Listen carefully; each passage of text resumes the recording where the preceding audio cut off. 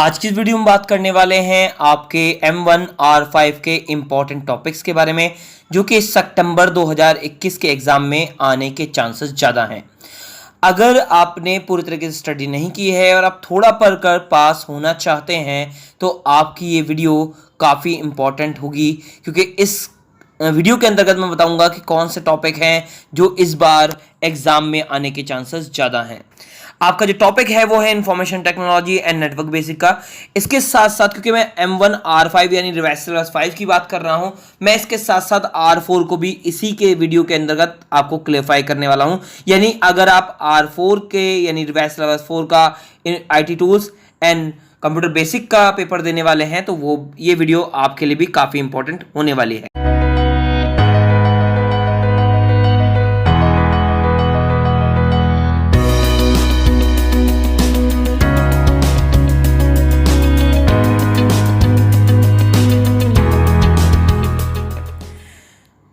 Hi friends, this is Ashwini Kumar Awasthi, you watching my YouTube channel Ashwini Awasthi.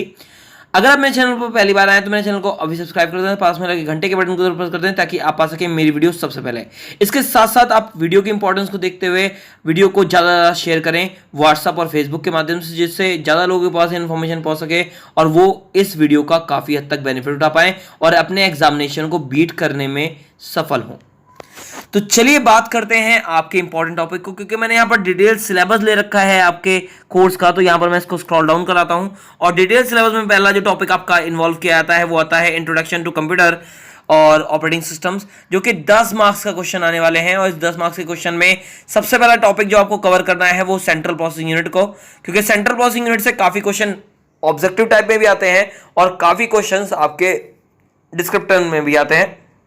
ये चीज़ ध्यान रखिएगा, अगर सीपीयू के बारे में पूरी डिस्क्रिप्शन का क्वेश्चन आता है तो इसका डायग्राम बनाना मत भूलिएगा, क्योंकि डायग्राम से आपको मार्क्स ज्यादा मिल जाते हैं। सेकंड जो टॉपिक इन्वॉल्व किया जाता है वो आता है कंप्यूटर मेमोरी का। कंप्यूटर मेमोरी के बारे में आप अच्छी तरीके से स्टडी कर लीजिएगा कि कंप्यूटर मेमोरी कितने टाइप की होती है और इसका भी डायग्राम बनाइएगा अगर आपको कंप्यूटर मेमोरी के बारे में पूछा जाता है। इसके अलावा स्टोरेज के लिए जो परमानेंट स्टोरेज होते हैं हमारे, उनके बारे में यहाँ पर इंफॉर्मेशन ली जाती है, लाइक आपकी CD, DVD, इन सब के बारे में इंफॉर्मेशन आपको होनी चाहिए कि इनकी कैपेसिटी कितनी होती है। इससे रिलेटेड कई सारे क्वेश्चन आपसे पुटअप किए जाते हैं। और एक और चीज मैं आपको क्लैरिफाई करूंगा जो कि यहां पर नहीं दिया गया है, जो मेमोरी स्टोरेज होता है, यूनिट होती हैं like KB, MB, nibbles, byte, bit, इनके बारे में भी आप ज्ञान प्राप्त जरूर कर लीजिएगा। काफी इंपॉर्टेंट टॉपिक होता है ये भी आपका। इसके साथ साथ आपको सॉफ्टवेयर के टाइप्स के बारे में पता होना चाहिए। जैसे कि आपको पता है कि सिस्टम सॉफ्टवेयर और एप्लीकेशन सॉफ्टवेयर दो टाइप के सॉफ्टवेयर आपके पाए जाते हैं, तो दोनों के बारे में आपको क्लैरिफिकेशन होना चाहिए कि सिस्टम सॉफ्टवेयर कितने टाइप के होते हैं, एप्लीकेशन सॉफ्टवेयर किस लिए होते हैं, ये सारी चीजें आपको क्लैरिफाइड होनी चाहिए। इसके अलावा ओपन सोर्स सॉफ्टवेयर के बारे में और प्रोप्राइटरी सॉफ्टवेयर जो होते हैं उनके बारे में आपको क्लैरिफाई होना चाहिए कि इन दोनों में क्या डिफरेंस पाए जाते हैं। इनका भी क्लैरिफिकेशन आपको अच्छे तरीके से होना चाहिए, कई बार इसके डिफरेंसेस क्लैरिफाई किए गए हैं।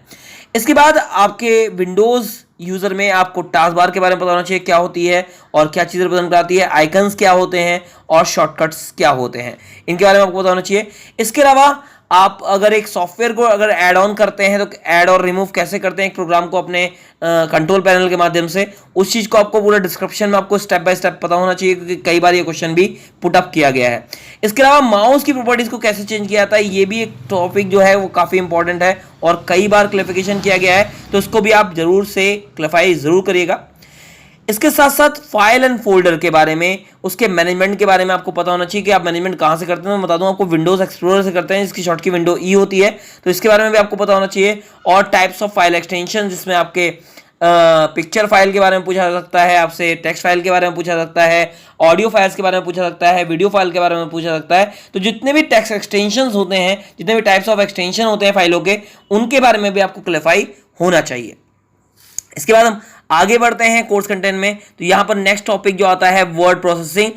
ये चीज ध्यान रखिएगा, ये जो ऊपर वाला सिलेबस है वो आपका M1 और R4 रिवाइज सिलेबस 4 और रिवाइज सिलेबस 5 दोनों के लिए एक जैसा होगा, बट यहां पर वर्ड प्रोसेसिंग में R4 को MS वर्ड पढ़ना है, जबकि R5 वाले विद्यार्थियों को आपके लिब्रे ऑफिस राइटर को स्टडी करनी है। तो यहां पर जो कॉमन चीजें हैं, वैसे तो यहां पर पेज सेटअप आपको पता होना चाहिए, पेज सेटअप में क्या क्या सेटिंग करते हैं वो सारी चीजें आपको क्लियर होनी चाहिए। Saving a document as a PDF file, PDF file में डॉक्यूमेंट को कैसे सेव करना चाहिए वो चीज क्लियर होना चाहिए। स्पेलिंग एंड ग्रामर का क्या यूज होता है, स्पेलिंग एंड ग्रामर किस लिए यूज किया जाता है। इसके अलावा ऑटो स्पेलिंग चेकर की शॉर्ट की क्या होती है और ऑटो स्पेलिंग चेकर क्या होता है उसके बारे में पता होना चाहिए। इसके अलावा फाइंड एंड प्लेस ऑप्शन के बारे में आपको पता होना चाहिए, ये क्या होता है।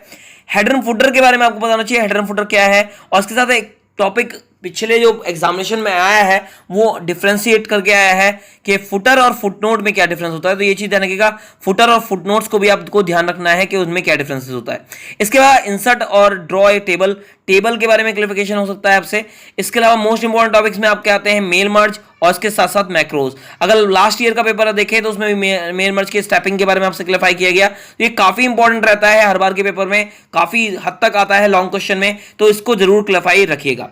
इसके बाद अगर हम अगले टॉपिक के बारे में बात करें तो ये कैल्क आता है आपका, जिसको स्प्रेडशीट बोला जाता है।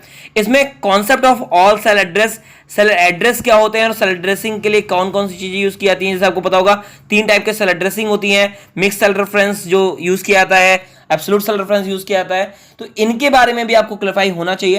पेस्ट और पेज स्पेशल जो ऑप्शन आपको मिलता है उसके बारे में आपको क्लियरफाई होना चाहिए, और पेज स्पेशल के अंदर कौन कौन से फीचर पाए जाते हैं इनके बारे में भी आपको क्लियरफाई होना चाहिए। इसके साथ फंक्शन में यहां पर आप जरूर देख लीजिएगा, सम फंक्शन क्या होता है, काउंट क्या होता है, मैक्स क्या होता है, मिन क्या होता है, एसक्यूआरटी क्या होता है, एवरेज क्या होता है, ये सारे फंक्शंस को भी आपको देख लेना है। अगर ओवरऑल कहा जाए तो आपके जो फंक्शंस में आते हैं, मैथ्स फंक्शन आते हैं, इसके अलावा स्टैटिक्स फंक्शन आते हैं, टेक्स्ट फंक्शन आते हैं, और काउंट जो आपके लॉजिकल फंक्शन आते हैं, इसके अलावा आपके जो फाइनेंशियल फंक्शंस आते हैं, इनके बारे में आप अच्छी तरीके से देख लीजिएगा। उसके अलावा डेटा अपडेट फंक्शन में आपके सामने लिखे हुए हैं डी सम, डी मिन, डी मैक्स, डी काउंट और डी काउंटा, तो इनको भी आपको देख लेना है कि ये फंक्शंस किस लिए यूटिलाइज किए जाते हैं।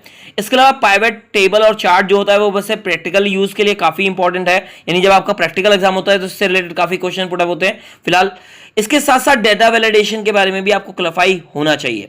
और चार्ट जो ऑप्शन है वो थोड़ा सा आ जाता है कभी बात, उसको इजिली एक लाइन में या एक नजर में एक जरूर देख लीजिएगा। प्रेजेंटेशन के लिए जो टॉपिक हैं वो बहुत कम उठते हैं, सो दैट्स वाई यहाँ पर जो मेन टॉपिक है मैं आपको बताता हूँ, creating and using master slide. आप मास्टर स्लाइड का यूज कैसे करते हैं उसके बारे में बात आती है। रनिंग ए स्लाइड शो, तो रनिंग ए स्लाइड शो की शॉर्ट की कई बार क्वेश्चन पेपर में आई है, F5 होती है, मैं आपको बता दूं, और कैसे उसको रन कराते हैं। ट्रांजेक्शंस जो होती हैं, स्लाइड ट्रांजेक्शन, और इसके अलावा स्लाइड डिजाइन जो होता है उसके बारे में ध्यान रखिएगा, और स्लाइड टाइमिंग कैसे आप लगाते हैं वो चीज क्लियरफाई होना चाहिए। आप ऐड कैसे करते हैं एक मूवी और साउंड, उसके बारे में भी आपको क्लियरफाई होना चाहिए, और कौन कौन से उसमें एक्सटेंशन अलाउड होते हैं उनके बारे में भी आपको नॉलेज होनी चाहिए। इसके बाद जो ये WW वाला पोर्शन है वो R4 और R5 दोनों के लिए इंपॉर्टेंट है, तो इसको आप दोनों लोग देख लीजिए, क्योंकि बेसिकली अगर देखा जाए तो आपके R4 में ये इंक्लूड तो नहीं है मगर इससे रिलेटेड क्वेश्चंस पुट अप होते हैं, तो आप लोग इसको भी अगर देख के जाएंगे तो आपके लिए काफी बेनिफिशियल होगा। और ये पूरा का पूरा मॉड्यूल R4 में वेब के अंदर इंक्लूड किया था, तो उनके लिए काफी इंपॉर्टेंस रखता है। पहला जो टॉपिक इसके अंदर आता है आपका बेसिक ऑफ कंप्यूटर नेटवर्क, जिसमें लैन, मैन, वैन और पैन इंक्लूड किया जाता है। इसके अलावा नेटवर्क टोपोलॉजी को जरूर देख लीजिएगा, अगर आप इसके बारे में जानते हैं तो ये बेटर आपके लिए टॉपिक आता है, और ये डिस्क्रिप्टिव में क्वेश्चन भी आ सकता है, इसलिए इसको अच्छे तरीके से जरूर स्टडी कर लीजिएगा। इसके बाद नेक्स्ट जो टॉपिक उठाया जाता है वो introduction of IP addresses. IP addresses के बारे में आपको पता होना चाहिए, और यहां पर जो एड्रेसिंग से रिलेटेड टॉपिक होता है, जिसमें आपको पता है कि 2 टाइप की एड्रेसिंग होती है, एक आपकी फिजिकल होती है और एक आपकी लॉजिकल होती है। तो ये एड्रेसिंग से रिलेटेड टॉपिक आपका जरूर उठता है, और ये एक लॉन्ग क्वेश्चन में भी आ सकता है, तो उसको अच्छी तरीके से स्टडी जरूर करिएगा। इसके बाद आपका नेक्स्ट आता है इंटरनेट प्रोटोकॉल्स। जो इंटरनेट प्रोटोकॉल्स होती हैं उनके बारे में आप अच्छी तरीके से स्टडी कर लीजिएगा कि इंटरनेट प्रोटोकॉल्स क्या होती हैं, और इसके साथ साथ इनमें कौन कौन से इंक्लूड किए जाते हैं। इसके बाद आपका आईपी मैक एड्रेस जो होता है, IMEI जो होता है, इनके बारे में आप वेरियस डिवाइसेस के बारे में कॉन्सेप्ट जरूर क्लियरफाई कर लीजिएगा। वेब ब्राउजर एक अच्छा टॉपिक है आपका इंटरनेट से रिलेटेड, तो इसको अच्छी तरीके से स्टडी करिएगा कि इंटरनेट एक्सप्लोरर जो आपका वेब ब्राउजर है, एज है, क्रोम है, मोजिला फायरफॉक्स है, ओपेरा है, ये सब वेब ब्राउजर्स हैं, और इसमें पहला वेब ब्राउजर से रिलेटेड बहुत क्वेश्चन पुट अप होते हैं, और वेब ब्राउजर के बारे में भी आपसे डिटेल लिया सकता है। इसके साथ साथ सोशल नेटवर्किंग साइट्स और ई कॉमर्स से रिलेटेड पिछली बार में भी पेपर में बहुत क्वेश्चन पुट अप किए गए थे, तो ये काफी इंपॉर्टेंट टॉपिक है इस बार के लिए भी, तो इसको आप अच्छी तरीके से स्टडी जरूर करिएगा कि सोशल नेटवर्किंग साइट क्या है और ई कॉमर्स साइट्स क्या होती हैं। सोशल नेटवर्किंग साइट की अगर हम बात करें, Facebook, Twitter, LinkedIn, Instagram, instant messaging, WhatsApp like Facebook messengers, ये सब क्या है हमारी सोशल नेटवर्किंग साइट है। और अगर हम ई कॉमर्स साइट की बात करें तो आपका जो फ्लिपकार्ट है, अमेजॉन है, ये सब हमारी क्या है ई कॉमर्स साइट है। तो इनको एक बार स्टडी जरूर कर लीजिएगा अच्छे तरीके से किसी बुक से या आपके ऑनलाइन नेट के माध्यम से। Overview of e governance service, e governance service से रिलेटेड बहुत क्वेश्चन पुट अप होता है आपका, ये इंपॉर्टेंट टॉपिक काफी रहा है, ट्रिपल सी के लिए भी बहुत मायने रखता है, और जब से इसको ओ लेवल में इन्वॉल्व किया गया है ये भी काफी इंपॉर्टेंस रखता है। इसके साथ साथ आपको उमंग ऐप, जो आपको पता होगा एक ऐप होता है जिसमें आपके सेंट्रल, स्टेट और लोकल अथॉरिटी की जितनी भी गवर्नमेंट सर्विसेज होती हैं वो सारी इसमें इन्वॉल्व की गई हैं, तो इसके बारे में अच्छे तरीके से स्टडी जरूर कर लीजिएगा। और इसके साथ साथ डिजिटल लॉकर के बारे में भी, यानी जिसको आप डिजी लॉकर बोलते हैं, उसके लिए भी आप अच्छी तरीके से स्टडी कर लीजिएगा, क्या होता है उसके लिए, क्या क्या डॉक्यूमेंट्स रिक्वायर्ड होते हैं, ये सारी चीजें आपको अच्छी तरीके से स्टडी करनी है। तो ये कंटेंट जो है आपका काफी इंपॉर्टेंट है, इसको अच्छी तरीके से स्टडी आप जरूर करिएगा। इसके अलावा डिजिटल फाइनेंस टूल्स में जो टॉपिक आपके इन्वॉल्व किए जाते हैं उसमें ओटीपी क्या होता है, ओटीपी का यूज क्या होता है, इसके अलावा क्यूआर कोड क्या होता है, इसका यूज क्या होता है, इसके बाद यूपीआई यानी यूनिफाइड पेमेंट इंटरफेस क्या होता है, इसके बारे में आप पूरी इनका इंफॉर्मेशन लेगा। एईआई आधार अनेबल पेमेंट सिस्टम क्या होता है। इसके अलावा आपका क्रेडिट कार्ड और डेबिट कार्ड, ये क्वेश्चन लास्ट ईयर आया भी था, तो इसको अच्छे तरीके से स्टडी जरूर करिएगा।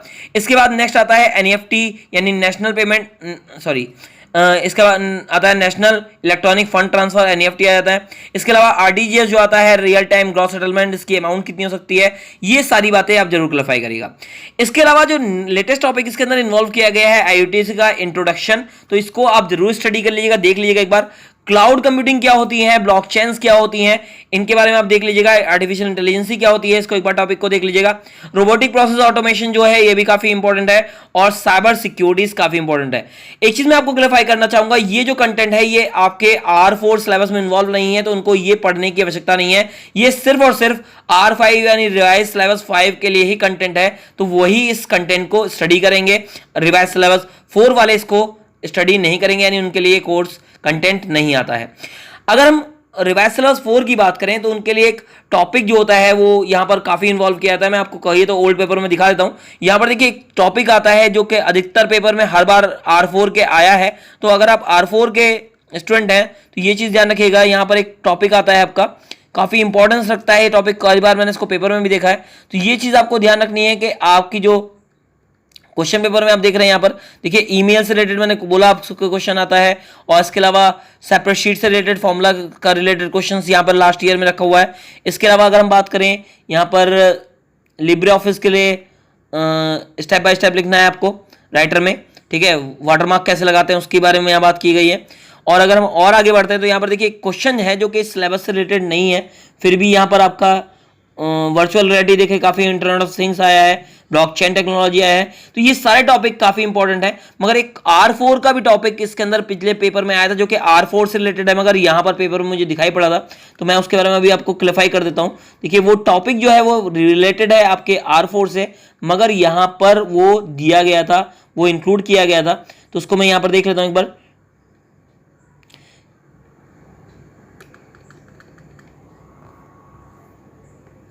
देखिए ये इंटेलेक्चुअल प्रॉपर्टीज जो है ये R4 का टॉपिक है, रिवाइज सिलेबस 4 का टॉपिक है, मगर रिवाइज सिलेबस 5 में आया है। तो मेरी ये आपसे रिक्वेस्ट है एक और कि ये भी आप अपने सिलेबस में इन्वॉल्व कर लीजिएगा, क्योंकि ये पिछले बार पेपर में अगर R5 में आया है, यहाँ आप देख रहे हैं M1 R5 लिखा हुआ है जनवरी 2021 का, तो अगर ये आया है तो चांसेस इस बार फिर आने के हो सकते हैं। सो दैट्स वाई इसको एक बार रिवाइज जरूर कर लीजिएगा, ये कॉन्सेप्ट भी आप क्लियर कर लीजिएगा।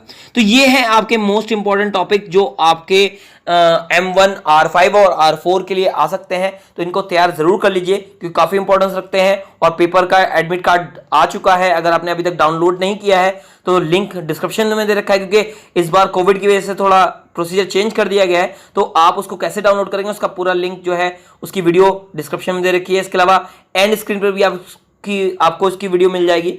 वीडियो अगर अच्छी लगी हो तो लाइक जरूर करिएगा, अपने फ्रेंड सर्कल में शेयर करना मत भूलिएगा, जिससे ज्यादा लोगों के पास ये इन्फॉर्मेशन पहुंच सके और वो भी अपने रिजल्ट को अच्छा और बेटर बना सके। एट लास्ट में ये कहना चाहूंगा, thanks for watching my video, thank you.